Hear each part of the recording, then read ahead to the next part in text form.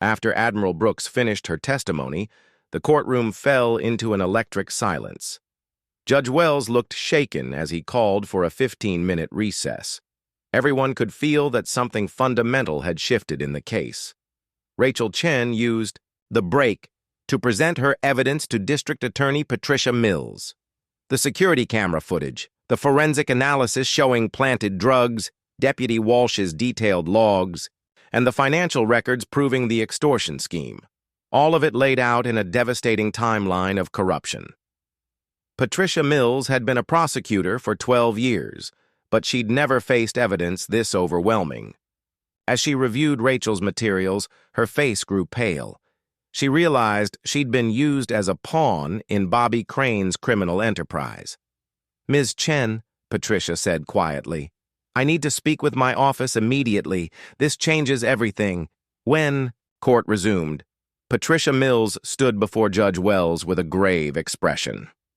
"Your Honor, based on new evidence that has come to light, the state is dropping all charges against both defendants effective immediately. Furthermore, I am referring this matter to the Attorney General's office for investigation of potential criminal misconduct by law enforcement officials." The courtroom exploded. Cheers erupted from the VFW veterans. Rosa Santos sobbed with relief. Jennifer Mitchell covered her face with her hands, overwhelmed by the sudden reversal of their nightmare. But Judge Wells looked confused and angry. "Ms. Mills, these are serious charges with solid evidence. You can't just drop them because some military officer gave character testimony." Rachel stood up. "Your Honor, may I approach the bench with evidence of prosecutorial misconduct and criminal conspiracy?" For the next 10 minutes, Rachel presented her evidence directly to Judge Wells. The security footage showing the setup, the forensic proof of planted drugs, Deputy Walsh's written confessions, the financial records showing years of extortions. The evidence mounted, Judge Wells's face changed from confusion to shock to fear. He realized he'd been presiding over a courtroom corrupted by his old friend Bobby Crane. Worse, his own complicity in setting excessive bail and fast-tracking the prosecutions made him potentially culpable.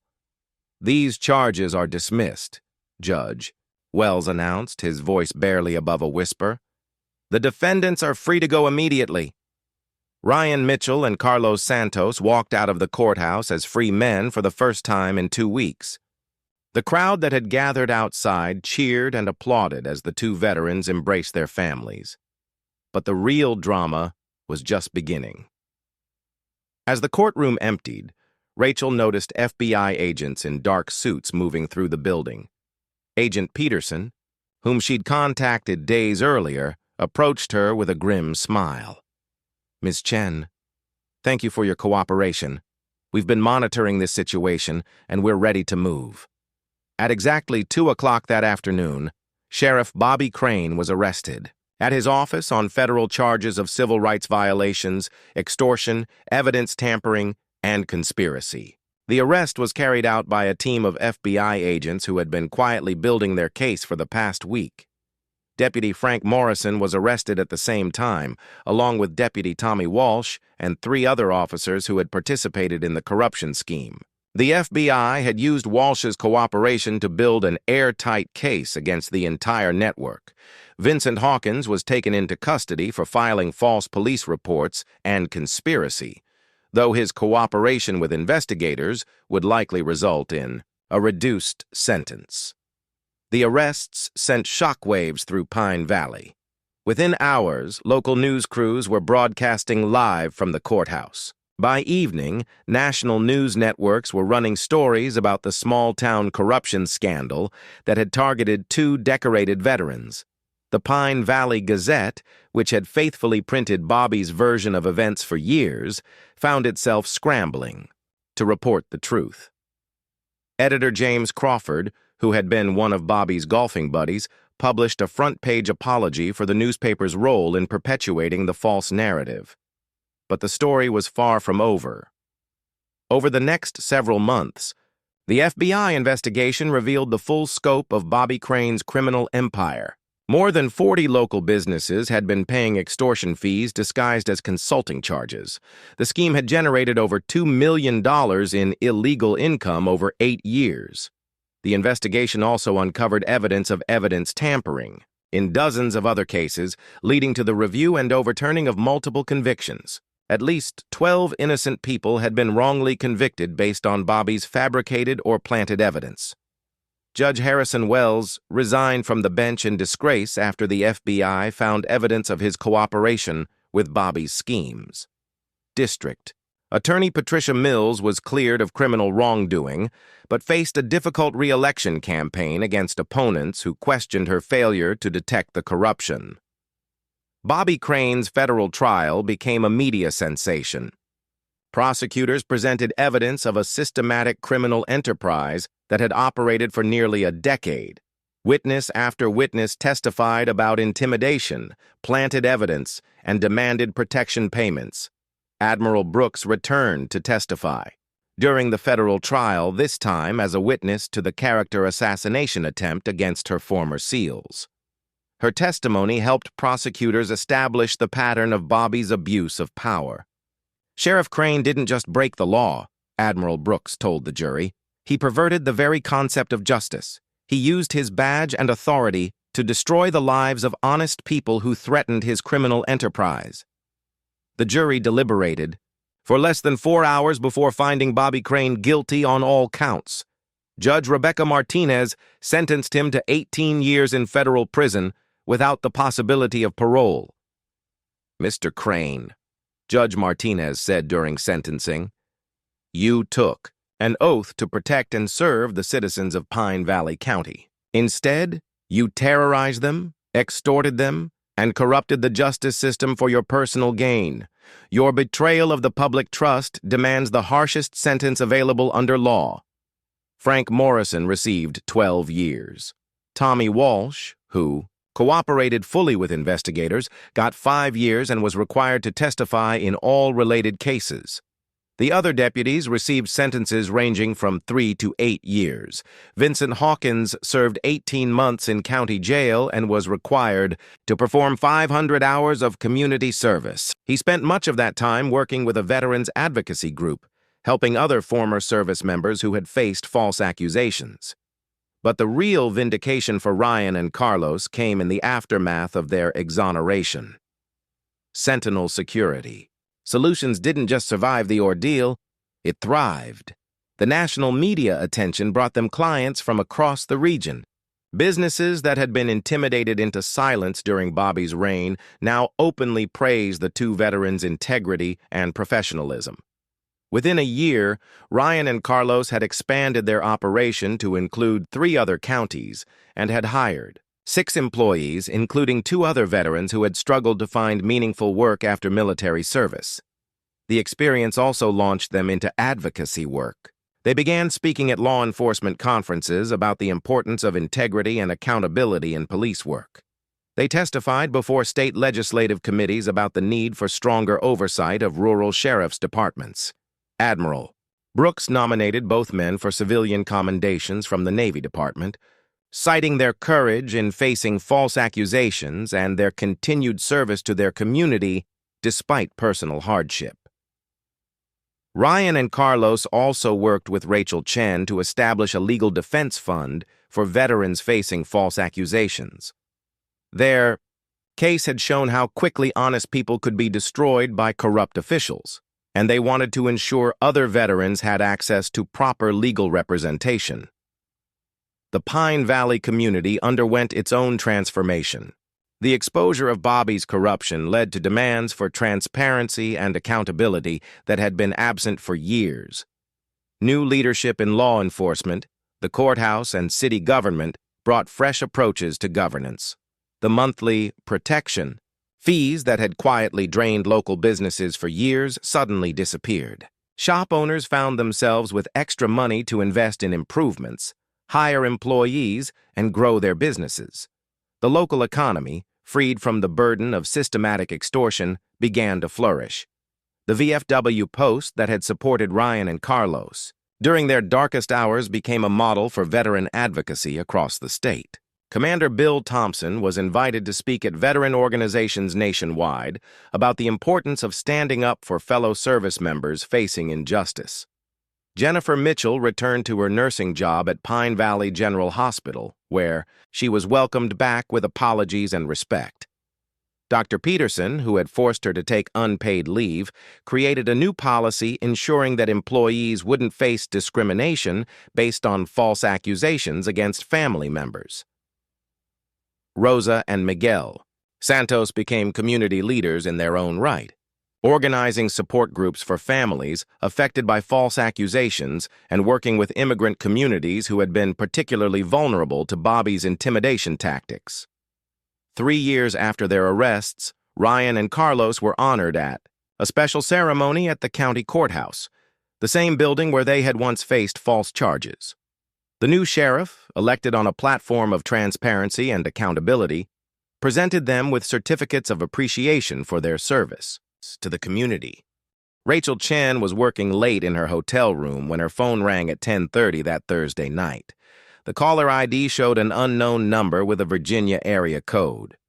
Ms. Chen, this is Admiral Catherine Brooks, United States Navy. I understand. You're representing 2 of my former SEALs. Rachel nearly dropped her phone. She'd heard of Admiral Brooks. Everyone in military circles had. The woman was a legend, known for her brilliant tactical mind and her fierce loyalty to the sailors under her command. Admiral Brooks. Yes, ma'am. I'm representing Ryan Mitchell and Carlos Santos. How did you hear about their case? The Admiral's voice was crisp and professional. Word travels fast in the special operations community. When 2 decorated SEALs get arrested on what sounds like questionable charges, people notice. I've been following the news reports from Pine Valley. Rachel felt a surge of hope. Ma'am, I believe these men are innocent. The evidence suggests they were framed by a corrupt sheriff who saw their business as a threat to his illegal operations. That matches what I know about both men, Admiral Brooks replied. I personally oversaw their last 3 deployments. They were among the most reliable, disciplined, and honest operators I've ever commanded. The idea that either of them would use drugs or commit unprovoked violence is absurd. The Admiral paused, and Rachel could hear papers rustling in the background. Ms. Chen, I want to testify as a character witness for both men. I have their complete service records, commendation letters, and first-hand knowledge of their integrity under pressure. When is the trial? Rachel's heart started racing. Having an admiral testify would change everything. The preliminary hearing is scheduled for Monday, but with your testimony we might be able to get the charges dropped entirely. Then I'll be there Monday morning, Admiral Brooks said firmly. These men served their country with honor. The least I can do is serve them when they need it most. After hanging up, Rachel immediately called Jennifer Mitchell and Rosa Santos to share the news. Both women cried with relief and gratitude. But Admiral Brooks wasn't the only one making plans for Monday's hearing. Sheriff Bobby Crane sat in his office that Friday morning, reading through the prosecution files one more time. Everything looked solid. The drug evidence was properly documented. Vincent Hawkins would testify about the assault. His deputies would support the arrest reports. Deputy Frank Morrison knocked on the door and entered looking troubled. Sheriff, we might have a problem. There's been some attorney from the capital city asking questions around town. She's been talking to Bill Murphy, looking at security cameras, even requesting lab reports on the evidence. Bobby waved dismissively. Every criminal gets a lawyer, Frank. They all try to poke holes in our cases. That's what lawyers do. This feels different, Morrison insisted. She's been very thorough. And there's something else. I heard from a contact at the courthouse that some high-ranking military officer is coming to testify for the defendants. Bobby's confidence wavered slightly. What kind of military officer? I don't know exactly, but someone said it might be an admiral, someone important enough that the courthouse staff is buzzing about it. For the first time since the arrests, Bobby felt a small knot of worry in his stomach. Military officers meant military attention. Military attention meant scrutiny from people who couldn't be intimidated or bought. "It doesn't matter," he told Morrison, trying to convince himself as much as his deputy. "We have solid evidence. Their military service doesn't change the fact that they broke the law." But privately, Bobby began making contingency plans. If things went bad at the hearing, he needed to be ready to shift blame to his deputies and claim he'd been misled by bad information. Word of Admiral Brooks's arrival spread through Pine Valley over the weekend like wildfire. The local newspaper, which had been faithfully reporting Sheriff Crane's version of events, suddenly found itself scrambling to research the Admiral's background. What they found was impressive and intimidating. Admiral Brooks had commanded naval operations in 3 different theaters of war. She'd received the Navy Cross for valor under fire. She'd testified before Congress multiple times on national security issues. Most importantly for Pine Valley, she had a reputation for absolute honesty and integrity. The VFW Post organized a welcoming committee. Veterans who hadn't spoken publicly about the case suddenly found their voices. If an admiral was willing to testify for Ryan and Carlos, maybe it was safe for others to speak up too. But not everyone was happy about the admiral's impending arrival. Vincent Hawkins called Sheriff Crane on Sunday night, his voice shaking with panic. "Sheriff, I can't do this. If some Navy admiral is going to be there, asking me questions under oath, I'm going to crack. I never was good at lying under pressure." Bobby's voice turned cold and threatening.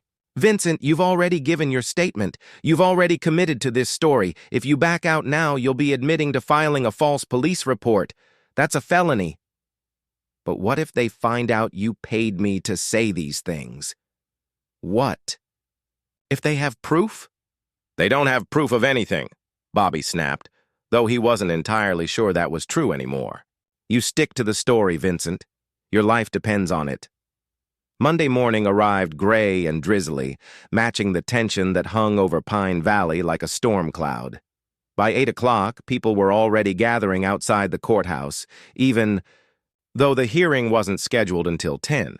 Admiral Brooks arrived at 9:15 in a Navy staff car, wearing her dress blue uniform with rows of ribbons and medals that told the story of a distinguished career.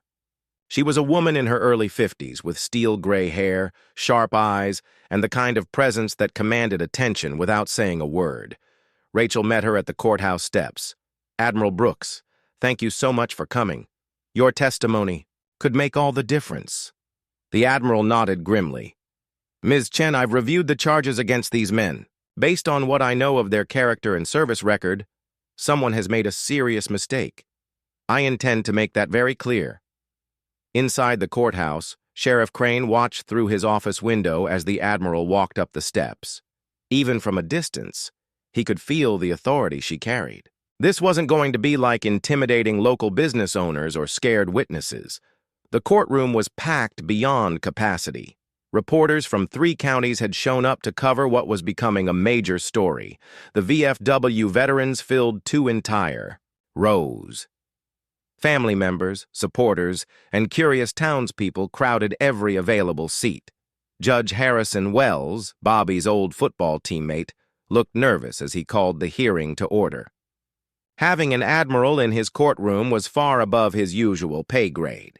District Attorney Patricia Mills presented the state's case first, outlining the drug charges against Carlos and the assault charges against Ryan. Her presentation was professional, but lacked the usual confidence she showed in routine cases. Then it was Rachel's turn. "Your Honor, I call Admiral Catherine Brooks to testify as a character witness for both defendants." The Admiral walked to the witness stand with military precision. When she placed her hand on the Bible to be sworn in, her voice rang clear and strong through the silent courtroom. "I solemnly swear to tell the truth, the whole truth, and nothing but the truth. So help me God." Rachel began her questioning gently, establishing the Admiral's credentials and her relationship with both defendants. The courtroom listened in complete silence as Admiral Brooks described her 30-year naval career and her role in commanding Special Operations Forces.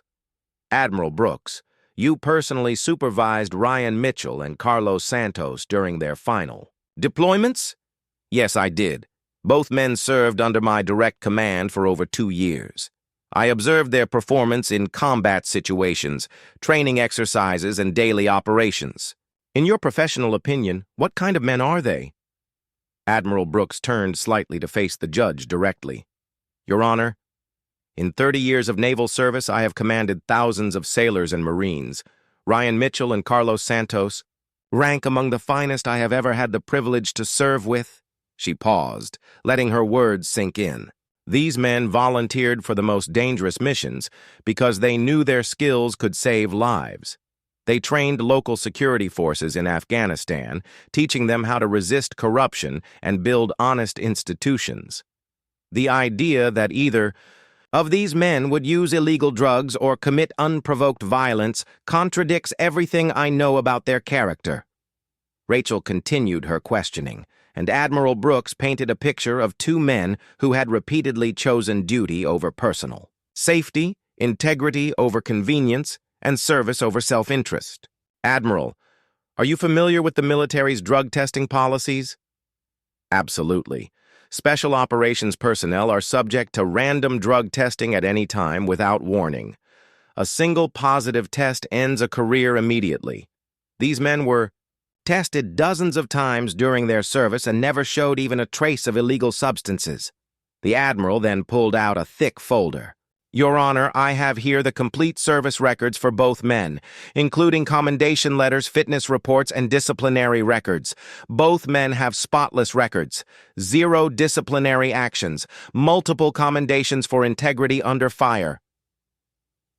Attorney Rachel Chen had seen plenty of corrupt cases during her 12 years as a defense lawyer, but the message she received from Miguel Santos made her blood boil. My son and his friend are good men. Miguel's voice cracked through the phone. They served their country with honor, and now they're sitting in jail on charges that make no sense. Everyone's afraid to help them because the sheriff runs this town like his personal kingdom. Rachel leaned back in her chair at her downtown office 3 hours away from Pine Valley. She'd grown up in a military family and had served as a JAG officer before becoming a civilian attorney. False accusations against veterans hit close to home for her. Tell me everything, she said, grabbing a legal pad. Miguel's story took 45 minutes to tell. By the time he finished, Rachel had filled 6 pages with notes and questions. Something about this case stank to high heaven. I'll take the case, she told Miguel, and I won't charge you a penny until we prove your son's innocence. 3 days later, Rachel drove her small sedan into Pine Valley for the first time. The town looked peaceful enough. Tree-lined streets, well-maintained shops, American flags, hanging from front porches, but she could feel the tension in the air like electricity before a storm. Her first stop was the Pine Valley County Jail to meet her new clients. Carlos Santos looked exhausted when the guard brought him to the visitors' room. His military bearing was still there, but Rachel could see the stress wearing on him. Dark circles ringed his eyes, and his usually neat appearance was disheveled. Mrs. Chen, thank you for coming, Carlos said quietly. I've been sitting in here for 8 days, and I still can't believe this is happening. Rachel studied his face, carefully. After years of practice, she'd gotten good at reading people. Carlos Santos looked like many things, tired, frustrated, worried. But he didn't look like a drug user or a liar. Tell me about that night, she said, pulling out her notebook. Every detail you can remember. Carlos walked her through the traffic stop step by step. How Deputy Walsh had acted strangely aggressive from the start. How the search of his truck had taken much longer than normal. How the deputy had spent several minutes alone in the cab before emerging with the drug evidence. I've never seen that bag before in my life, Carlos insisted. I don't use drugs. I barely drink alcohol. The military tested us randomly for years. I wouldn't risk my career or my life on something so stupid. An hour later, Rachel met with Ryan Mitchell. If anything, he looked even more confused than his partner. The whole thing makes no sense, Ryan explained. I was at Murphy's Hardware for maybe 10 minutes. I bought some electrical supplies, made small talk with old Bill about the weather, and left. That's it. I didn't even see this Vincent Hawkins guy, whoever he is. Rachel made more notes. Tell me about your business. Any problems with competitors? Any threats? Ryan shook his head. We were doing well, but we weren't stepping on anyone's toes. We worked with small businesses that couldn't afford the big security companies. If anything, we were helping people who'd been ignored by everyone else. What about local law enforcement? Any run-ins with Sheriff Crane or his deputies? Ryan hesitated. Not directly, but we'd heard rumors about businesses having to pay special fees to avoid problems. We never paid anything like that. Maybe that upset someone. After meeting with both men, Rachel was more convinced than ever that something was seriously wrong with this case. But proving it would require more than just her client's word against the sheriff's evidence. Her next stop was Murphy's Hardware store. Bill Murphy was a thin, weathered man in his 70s who'd been running his store since before Rachel was born. He greeted her with suspicious eyes until she explained why she was there. Finally, someone with sense, Bill said, his face lighting up. I've been telling everyone who'll listen that nothing happened in my store that day. Ryan Mitchell came in, bought some supplies, and left. Polite as always. No arguments, no fights, no trouble of any kind. Did you see this Vincent Hawkins person that day? Rachel asked. Bill's face darkened. Vincent Hawkins hasn't been in my store in over 2 years. He owes me $300 for supplies he bought and never paid for. I'd remember seeing him. Trust me. Rachel felt the first crack in the prosecution's case. Would you be willing to testify to that? Absolutely, Bill said without hesitation. Those boys deserve better than this. But when Rachel tracked down Vincent Hawkins at his small apartment across town, she found a very different story.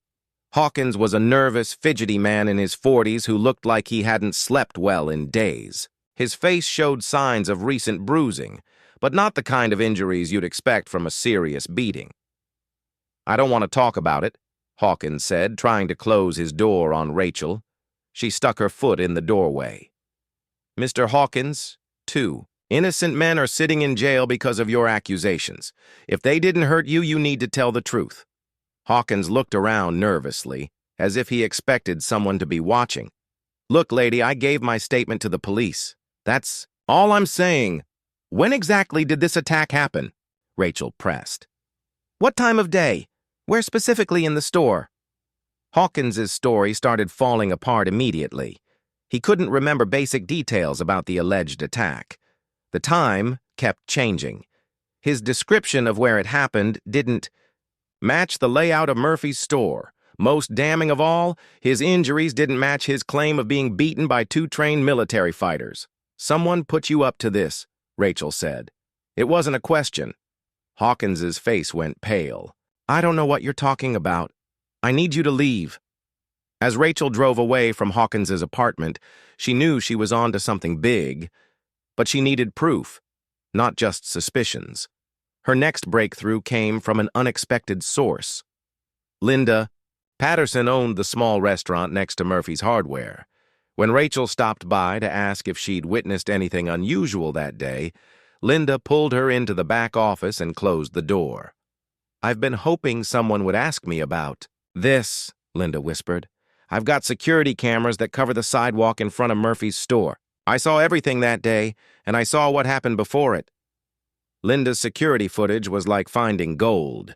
The cameras clearly showed Ryan entering and leaving Murphy's store peacefully. But more importantly, they showed Deputy Walsh and another officer visiting Murphy's store twice in the days before the alleged assault, once with Vincent Hawkins in their patrol car. Look at this, Linda said, pointing to the screen. They brought Hawkins to the store 3 days before the supposed attack. Then they came back 2 days later and took pictures of the inside. They were planning something. The footage also revealed something else that made Rachel's heart race. It showed Deputy Walsh's patrol car parked behind the restaurant for over an hour on the day of Carlos's arrest, long enough for someone to plant evidence in any vehicle parked nearby. I can make you copies of everything, Linda offered. But you should know. I'm taking a big risk showing you this. Sheriff Crane doesn't like people who don't cooperate with his version of events. Armed with this new evidence, Rachel decided to take a closer look at the drug charges against Carlos. She drove to the state forensics lab and requested a detailed analysis of the evidence. What she found there shocked even her. The drugs found in Carlos's truck had been handled by multiple people before being placed in the evidence bag. Fingerprints on the plastic baggie belonged to someone other than Carlos, someone whose prints were in the law enforcement database. Even more damning, the forensics expert explained that the drug residue showed signs of being stored in a warm, dry environment for several months, not the kind of conditions you'd find in someone's truck in early spring. This evidence was planted, the expert told Rachel privately. I've seen it before in other cases. Someone took drugs from an old seizure and used them to frame your client. But the most shocking discovery came when Rachel examined the financial records of several Pine Valley businesses. Using her legal authority to subpoena bank records, she uncovered a pattern of payments that painted a clear picture of Sheriff Crane's corruption. Dozens of local businesses had been making regular monthly payments to a company called Pine Valley Security Consulting, a company that existed only on paper and was registered to Bobby Crane's brother-in-law. The amounts varied from $500 to $5,000 per month, always paid on time, always documented as consulting fees. But when Rachel called several of these businesses, none of them could explain what services they'd received for their money. We just pay it, one restaurant owner told her anonymously. Everyone knows you pay it if you want to avoid problems, with inspections and such. Another business owner was more direct. It's protection money, plain and simple. You pay the sheriff's fees, or your business faces constant harassment from city inspectors, fire marshals, and health departments. The pattern was clear and damning. Sheriff Crane had been running an organized extortion racket for years, disguised as legitimate consulting fees, but the evidence that tied everything together came from an unexpected source, the sheriff's own. Deputies. Deputy Tommy Walsh, the young officer who'd arrested Carlos, had been keeping detailed logs of his activities. The news of Ryan and Carlos's arrests hit Pine Valley like a lightning bolt on a clear day. By the time the sun set on that Wednesday evening, everyone in town had heard about it, and everyone had an opinion. At Murphy's hardware store, where Ryan had allegedly committed his assault, old Bill Murphy stood behind his counter shaking his head as customers peppered him with questions. I'm telling you, nothing happened here, Bill insisted to anyone who would listen. That boy Ryan came in, bought some electrical supplies, was polite as always, and left. I've been running this store for 37 years, and I know trouble when I see it. There was no trouble. But his words fell on deaf ears. Most people were too caught up in the drama to listen to an old man's version of events. At the Pine Valley Diner, the lunch crowd was buzzing with excitement and disbelief. Waitress Betty Chen had known both Ryan and Carlos since they were kids, and she couldn't make sense of what she was hearing. Those boys used to come in here after school. Every day, she told her customers while refilling their coffee cups. Always said please and thank you, always cleaned up after themselves. Carlos would help me carry heavy trays when it got busy. Ryan would shovel my driveway in winter without being asked. These aren't bad kids. But not everyone agreed with Betty's assessment. At the bank, loan officer Mr. Davidson was telling anyone who would listen that he'd always suspected something was wrong with the two veterans. Military training changes people, he said knowingly. All that violence and stress, it's bound to come out eventually. I'm not surprised they turned to drugs and crime. The barbershop became another battlefield of opinions. Owner Tony Russo had given both Ryan and Carlos their first haircuts after returning from military service, and he'd watched them build their business from nothing. You people are crazy if you believe this garbage, Tony declared while trimming Mr. Johnson's hair. I've seen plenty of young men come back from war, and these two were different. They had their heads on straight. They were building something. Good here? But Mr. Johnson, who'd never served in the military himself, shook his head. Tony, you're being naive. Sheriff Crane wouldn't arrest them without solid evidence. Where there's smoke, there's fire. The division wasn't just happening in businesses. It was tearing through families and friendships. At the Santos family home, Carlos's parents were living through their worst nightmare. His mother, Rosa, hadn't stopped crying since the arrest. She sat at her kitchen table, surrounded by family. Photos showing Carlos in his military uniform, trying to understand how her son had gone from war hero to criminal overnight. Mijo never used drugs, she whispered to her husband, Miguel. Remember how angry he got when his cousin tried marijuana at that family barbecue? He gave him a lecture about responsibility and honor. My Carlos doesn't even drink alcohol except for special occasions. Miguel Santos nodded grimly. He'd worked construction in Pine Valley for 25 years and had plenty of experience with Sheriff Crane's methods. He'd seen good men destroyed by false accusations before, usually because they'd crossed the sheriff somehow. This isn't about drugs, Miguel told his wife quietly. This is about Bobby Crane protecting his territory. Carlos and Ryan were getting too successful, too independent. They were showing other people that you don't have to play Bobby's games to survive in this town. But Rosa was too heartbroken to think about politics. All she knew was that her son was sitting in a jail cell, and half the town thought he was a drug dealer. The phone rang constantly at the Santos house. Some callers offered support and prayers. Others made cruel accusations or hung up when Rosa answered. By the third day, Miguel had to disconnect their landline just to give his wife some peace. Meanwhile, at Ryan's house, his wife Jennifer was facing her own nightmare. Jennifer worked as a nurse at Pine Valley General Hospital, where she'd built a reputation for professionalism and compassion over 8 years. Now, suddenly, her co-workers were looking at her differently. "I can't believe you didn't know," whispered Nancy, one of the other nurses, as Jennifer tried to focus on her patient. "Charts. How could you live with someone and not realize they were using drugs and beating people up?" Jennifer's hands shook as she tried to write. "Because it's not true," she said firmly. "Ryan has never used drugs, and he's never been violent outside of his military service. Someone is lying about this.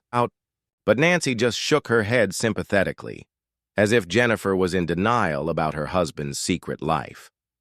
Dr. Peterson, the hospital administrator, called Jennifer into his office that Friday afternoon. He was an older man who'd known Jennifer since she started at the hospital, and his expression was troubled. "Jennifer, I need you to understand the position this puts the hospital in," he said carefully. "We can't have staff members whose family situations might compromise patient safety or the hospital's reputation." Jennifer felt her world collapsing. "Dr. Peterson, you know me, you know Ryan. We're good people.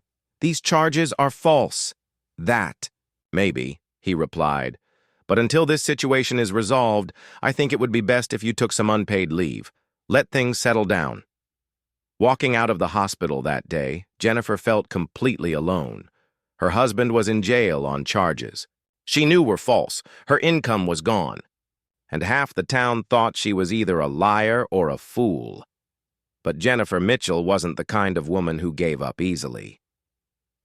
That evening, she drove to the Santos house to talk with Rosa and Miguel. She found Rosa sitting on her front porch, staring at the street with empty eyes. "Mrs. Santos," Jennifer said gently, sitting down beside the older woman. "We need to talk." Rosa looked at her with tear-filled eyes. "Jennifer, what are we going to do? How did this happen to our boys?" "I don't know how," Jennifer replied. "But I know why. Someone wanted to destroy them, and they've succeeded. The question is, what are we going to do about it?" Over the next hour, the two women talked about their husbands and their shared certainty that the charges were false. They talked about Sheriff Crane and his reputation for getting what he wanted. Most importantly, they talked about fighting back. "We need help," Jennifer said finally. "We need someone who understands the legal system and isn't afraid of Bobby Crane." Miguel, who'd been listening from the doorway, stepped outside. "I know someone," he said quietly. "There's a lawyer in the state capitol who specializes in defending veterans. She used to be military herself. Maybe she'd listen to us. The next morning, news of the arrests reached the Pine Valley Veterans of Foreign Wars post. Commander Bill Thompson, a Vietnam veteran, called an emergency meeting of all the members. 37 veterans gathered in the small VFW hall that Saturday morning. Some had served in Vietnam, others in Iraq and Afghanistan. A few were World War II survivors, but they all understood military brotherhood, and they all knew Ryan and Carlos personally. "I don't care what Sheriff Crane says," Commander Thompson announced to the group. "I've known these boys since they came home. They're good soldiers and good men. Something stinks about this whole situation." Retired Master Sergeant Pete Williams stood up. Williams had served 3 tours in Afghanistan and had worked with Ryan and Carlos on a veteran mentorship program. "I trained with these men. I've seen them under pressure. They don't break. They don't use drugs. And they sure as hell don't beat up innocent civilians for no reason." The veterans voted unanimously to support Ryan and Carlos. They started a legal defense fund and began organizing community support. But their efforts faced immediate pushback. Sheriff Crane's deputies began showing up at VFW events, claiming they were investigating potential criminal associations. Veterans who spoke publicly in support of Ryan and Carlos found themselves pulled over for traffic violations they'd never noticed before. Commander Thompson received a visit from Deputy Morrison one evening. Morrison delivered a simple message. "The sheriff thinks it would be better if the VFW stayed out of police business." Thompson, who'd faced down enemy fire in the jungles of Vietnam, wasn't intimidated by a small-town deputy. "You tell Bobby Crane that the VFW protects its own. Always has, always will." But the pressure was working on some people. A few veterans quietly withdrew their support, afraid of what might happen to their businesses or families if they continued opposing the sheriff. The division in Pine Valley was becoming more bitter by the day. Friendships that had lasted decades were ending over arguments about the arrests. Families stopped speaking to each other. Churches found their congregations split between those who believed in the men's innocence and those who trusted the sheriff's version of events. Local business owners were caught in the middle. Some, like Bill Murphy and Tony Russo, publicly supported Ryan and Carlos despite the risk to their businesses. Others stayed silent, afraid of attracting Bobby Crane's attention. A few brave souls even started asking uncomfortable questions. Why had both arrests happened on the same night? Why were the bail amounts so impossibly high? Why was the sheriff so eager to hold press conferences about the case? But these questions were dangerous in Pine Valley. People who asked them too loudly found themselves facing unexpected problems. Health inspectors discovered violations, fire marshals found safety issues, tax assessors reevaluated property values.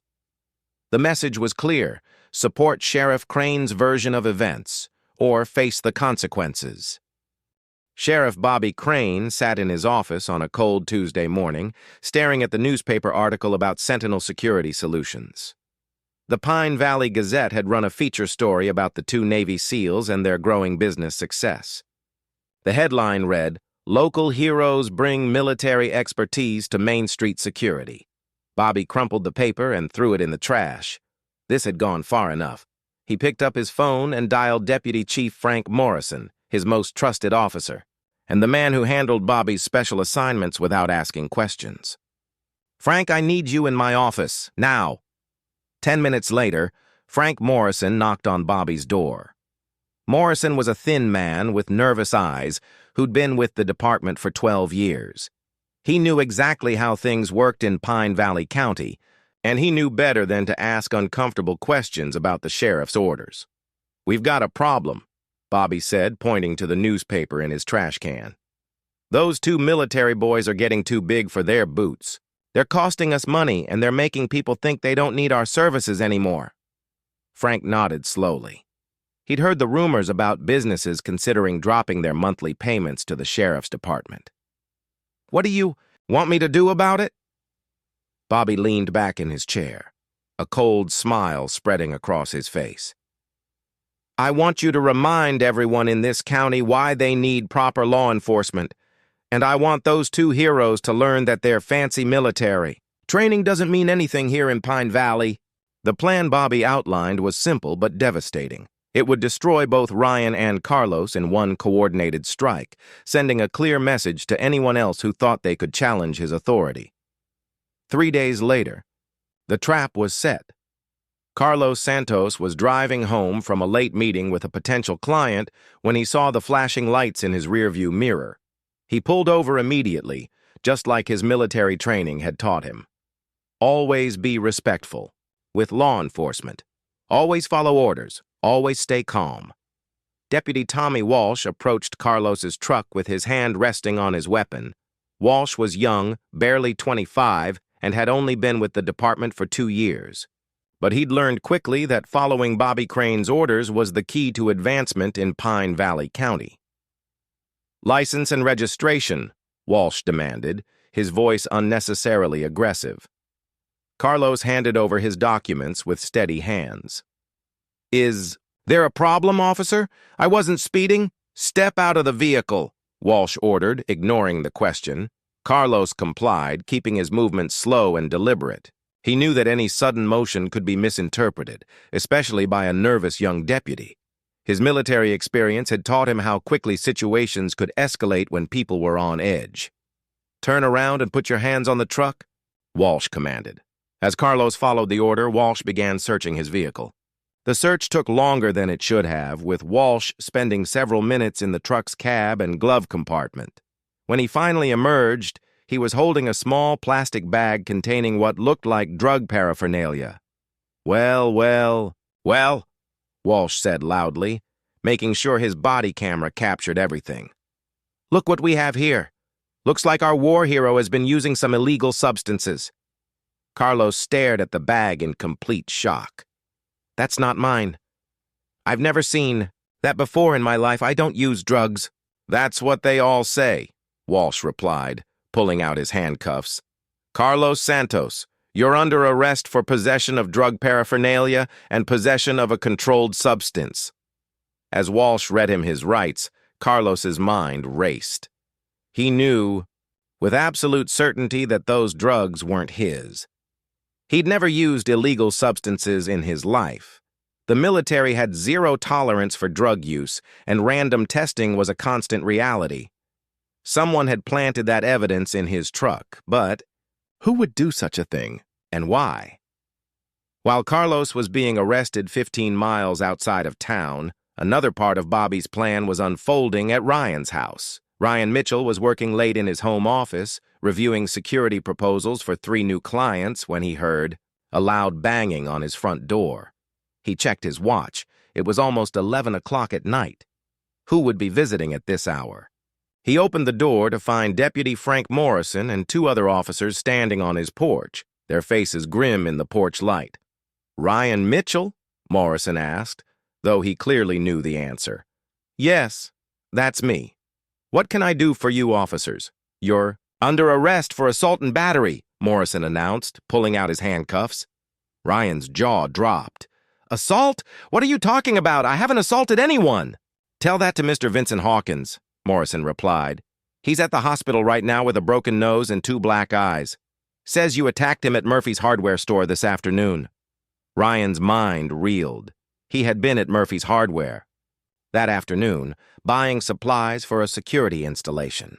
But he'd barely spoken to anyone except old Bill Murphy behind the counter. He certainly hadn't gotten into any kind of fight. There's been a mistake, Ryan said calmly. I was at Murphy's hardware today, but I didn't attack anyone. I bought some electrical supplies and left. Bill Murphy can verify that. Save it for the judge, Morrison said, roughly turning Ryan around to handcuff him. Vincent Hawkins has witnesses who saw the whole thing. As they led Ryan to the patrol car, his neighbors came out to watch. He could see the confusion and shock on their faces. These were people who'd known him since he was a kid, who'd celebrated when he came home safely from his military deployments. Now they were watching him get arrested like a common criminal.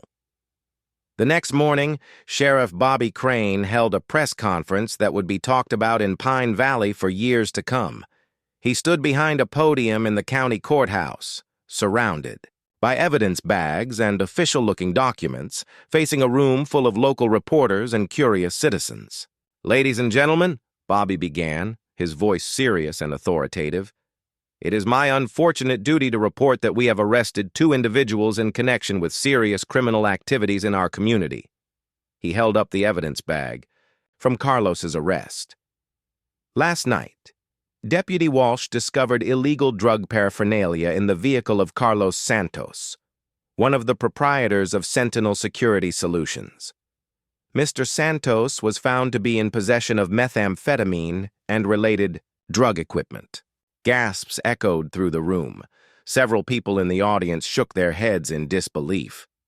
Bobby continued, "Additionally, we have arrested Ryan Mitchell, Mr. Santos's business partner, for a vicious assault on local businessman Vincent Hawkins.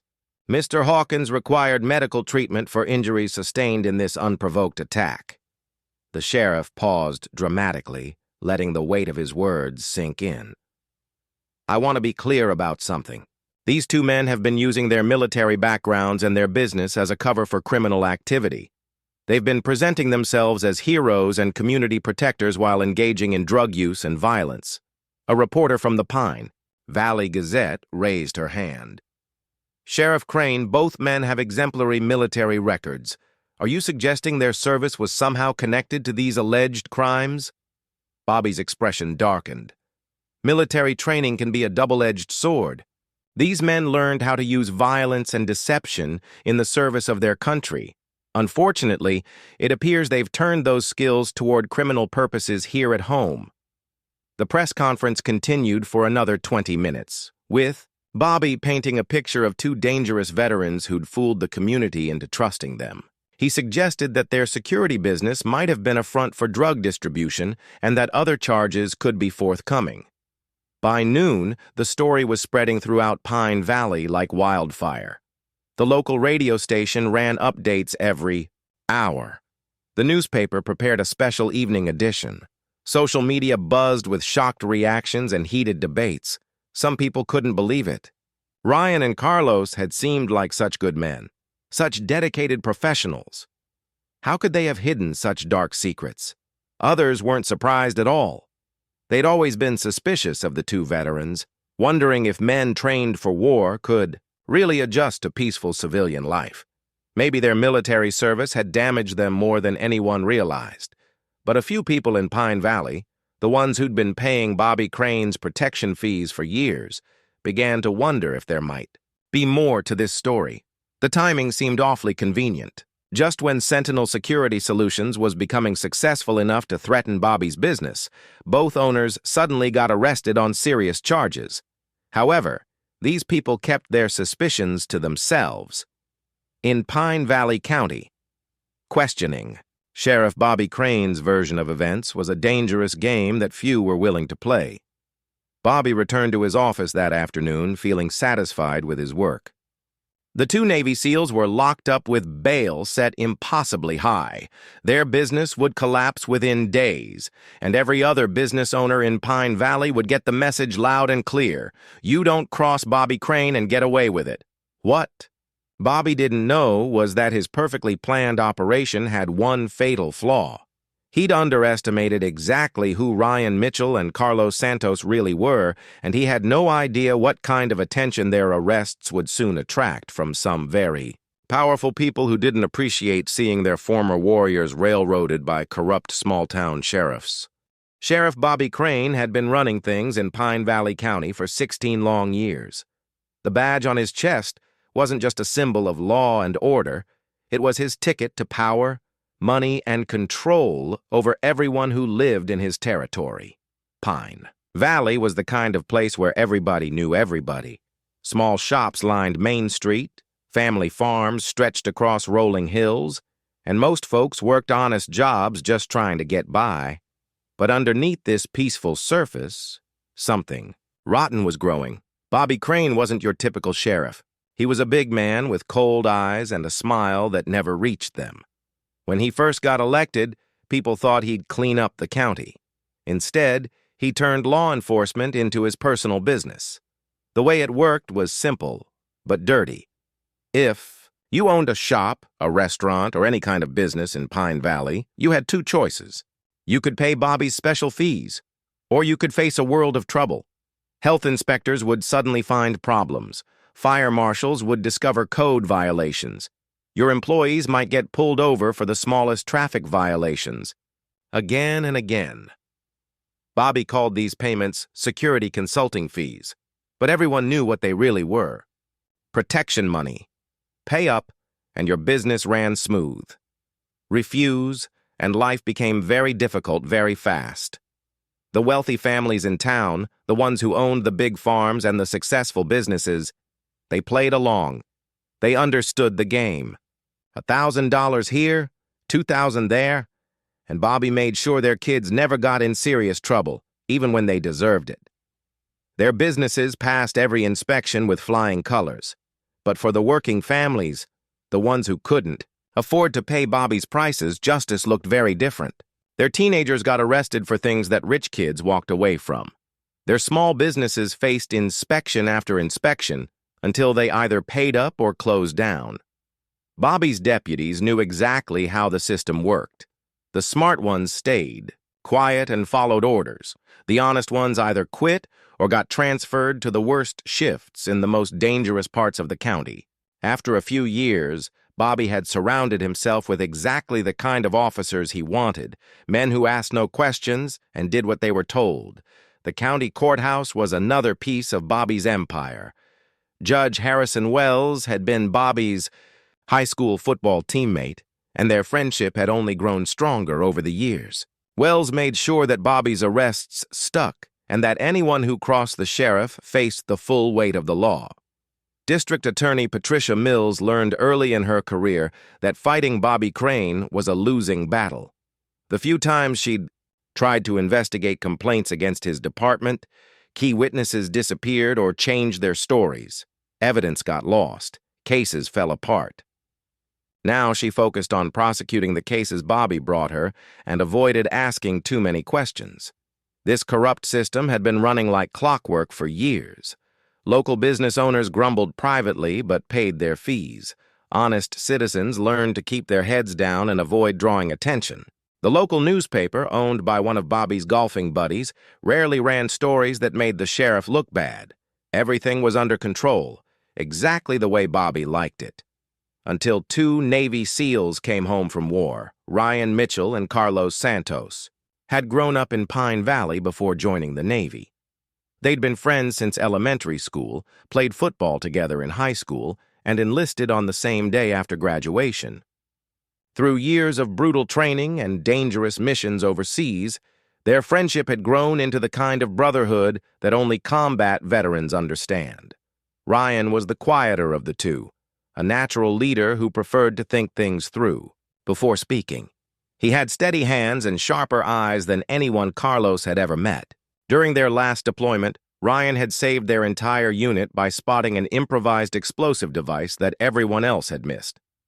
Carlos was the talker, the one who could make friends with anyone and smooth over tensions when tempers ran hot. But don't mistake his easy smile for weakness. He was one of the toughest fighters in their unit, and he never backed down from a challenge. Both men had served their country with honor for 8 years. They'd completed multiple deployments in some of the most dangerous places on Earth. They'd trained local security forces, protected American diplomats, and carried out missions that would never make the news. Their commanding officers trusted them completely, and their fellow SEALs respected them without question. When their military service ended, both Ryan and Carlos knew they wanted to come home to Pine Valley. They'd seen enough of the world to appreciate the simple beauty of their hometown, the rolling hills, the clean air, the place where their families had lived for generations. It called to them, but they also knew they couldn't just sit around doing nothing. Military life had given them skills, discipline, and a sense of purpose that civilian jobs rarely offered. They needed work that mattered, work that used their training, work that helped people. That's when they came up with the idea for Sentinel, Security Solutions. The plan was simple but smart. Pine Valley had dozens of small businesses that couldn't afford big city security companies, but needed protection from break-ins, vandalism, and theft. Ryan and Carlos could provide security assessments, install alarm systems, train employees in basic safety procedures, and offer reasonable rates that local businesses could actually afford. Their military experience gave them credibility that no civilian security company could match. They understood threat assessment, surveillance, emergency response, and crisis management. More importantly, they understood the value of discipline, reliability, and doing the job right the first time. They used their military savings to rent a small office on Main Street, right between Murphy's hardware store and the Pine Valley Diner. They bought used equipment, printed simple business cards, and started knocking on doors. The response was better than they'd hoped. Shop owners who'd been dealing with break-ins for years were eager to hear what the two veterans had to say. Restaurant managers who worried about their employees walking to their cars late at night wanted to learn about safety protocols. Even some of the bigger businesses in town expressed interest in upgrading their security systems. Within 3 months, Sentinel Security Solutions had 15 regular clients and a waiting list of businesses that wanted consultations. Ryan and Carlos were making decent money, but more importantly, they were making a difference. Crime rates in their clients' businesses dropped significantly. Employees felt safer. Business owners could sleep better at night. The success felt good, but it also felt right. They were using their military skills to protect their community, just like they'd protected their country overseas. They were building something positive, something that helped people, something they could be proud of. What they didn't realize was that their success was making someone very unhappy. Sheriff Bobby Crane had been watching Sentinel Security Solutions from the day it opened. At first, he wasn't too concerned. 2 young veterans trying to start a business, it happened all the time. Most of them failed within a year. But as weeks turned into months, Bobby started to see a problem. These weren't just any 2 veterans. These were disciplined, professional men who couldn't be intimidated or bought. Worse yet, they were becoming popular in the community. People respected them. People trusted them, and that trust was starting to interfere with Bobby's business. Several shop owners who'd been paying Bobby's protection fees for years started asking questions.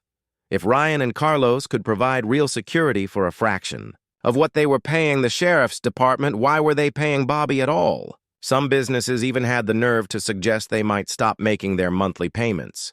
This was exactly the kind of problem Bobby couldn't allow. If word got out that businesses could succeed without paying his fees, his entire system would collapse. Other business owners would start asking questions. The county commissioners might start investigating. The state might send auditors.